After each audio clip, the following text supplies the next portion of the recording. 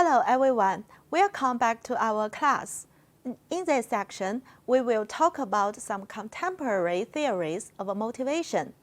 These theories are built on the older theories and move us more into the current line of thinking and research. They are self-determination theory and goal-setting theory. The first theory is self-determination theory, developed by Deci and Ryan. According to the theory, people prefer to feel they have control over their actions, so anything that makes a previously enjoyed task feel more like an obligation than a freely chosen activity will determine motivation.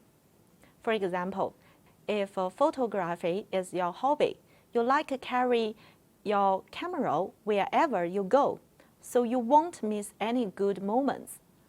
But now, if you become a photographer and you make a living by taking pictures for others, photography becomes a burden, especially when you have to work hard day and night, and meantime, take pictures that you are not really interested in, but for meeting customers' requirements. Besides the need for autonomy, people are also driven by the need for relatedness and competency. This is a story that can nicely describe the self-determination theory. So let's take a look at it. It's strange, said Lucy. I started to work at the Humane Society as a volunteer. I put in 15 hours a week helping people adopt pets. And I loved coming to work. Then 3 months ago, they hired me full-time at $11 an hour. I'm doing the same work I did before, but I'm not finding it near as much fun. Well, a version of a self-determination theory hypothesizes that extrinsic rewards will reduce intrinsic interests in a task. When people are paid for work, it feels less like something they want to do and more like something they have to do, which perfectly explains Lucy's confusion. We can see what happens in Lucy's story is a shift from intrinsic rewards to extrinsic rewards. At the beginning, Lucy freely chose the volunteering because she loves pets, but then she got employed by do the same tasks, so she should take the obligation and get the motivation of money. So you see, before it was more about I want to do this because I love it, but now the shift moved to I had to do this because I was hired. What does the self-determination theory suggest about provide rewards? Managers should be cautious about the use of intrinsic rewards when they want to motivate employees. In contrast, employees are likely to be more motivated by intrinsic motivation, such as interesting and meaningful work, personal growth, and supervisors' recognition. A recent meta-analysis confirms that intrinsic motivation contributes to the quality of work, while incentives contribute to the quantity of work. A more recent outgrowth of self-determination theory is self-concordance, which considers how strongly people's reasons for pursuing goals are consistent with their interests and core values. Recent research reveals that when people do not enjoy their work for intrinsic reasons, those who work because they feel obligated to do so can still perform acceptably, though they experience higher levels of strain as a result. In contrast, people who pursue goals for extrinsic reasons, such as money, status, or other benefits, are less likely to attain goals and less happy even when they do. Why? Because the goals are less meaningful to them than people who pursue work goals for intrinsic reasons are more satisfied with their jobs. The second theory we will introduce is the goal-setting theory, proposed by Edwin Locke. This theory reveals that specific and difficult goals with feedback lead to higher performance. Strong evidence supports the goal-setting theory, providing three main reasons.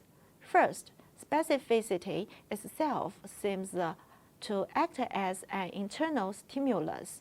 Second, if you consistently accept one goal, the more difficult the goal, the higher level of performance. There is a well-known proverb saying that a person who is eager for success should always try to pick the apple which needs a hard jump to reach. It seems more logical to assume easier goals are more likely to be accepted. Why do we should try to pick the difficult goals? The research found that once an employee accepts a hard task, they are more likely to exert a high level of effort to try to achieve it. Third, people do better when they get feedback on how well they are progressing towards their goals, because it helps identify discrepancies between what they have done and what they want to do next. There are three factors that influence the relationship between goals and performance. The first factor is goal commitment. The assumption of the goal-setting theory is an individual commitment to the goal and determined not to lower or abandon it. Goal commitment is most likely to occur when individuals believe they can achieve the goals and want to achieve the goals. The individual tends to have a high degree of goal commitment when the individual has an internal locus of control when goals are made public, when the goals are self-set rather than assigned, and when the goals are based at least partially on individual ability. The second factor is task characteristics. Goals themselves seem to affect performance more strongly when tasks are simple rather than complex, well-learned rather than novel, independent rather than interdependent, and on the high end of achievable. On independent tasks, group goals are preferable. Paradoxically, goal-abundant following an initial failure is more likely for individuals who self-affirm their core values, possibly because they more strongly internalize the implications of a failure than others. The final factor is national culture. Research shows achievable moderate goals can be more motivating than difficult ones in collectivistic and high-power distance cultures. Research has found that people differ in the ways they regulate their thoughts and behaviors during goal pursuit. As similar to what we discussed about the approach avoidance framework, people tend to be promotion-focused or prevention-focused when they pursue their goals. Those with a promotion focus strive for advancement and accomplishment and approach conditions that move them closer toward desired goals, while those with a prevention focus strive to fulfill duties and obligations and avoid conditions that pull them away from desired goals.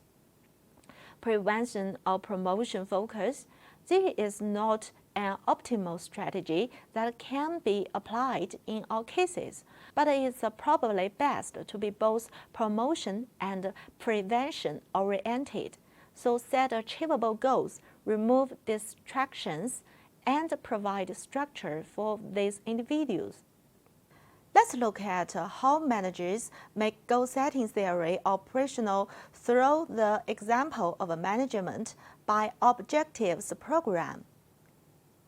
This program includes specific goals particularly set for an explicit time period with feedback on goal progress.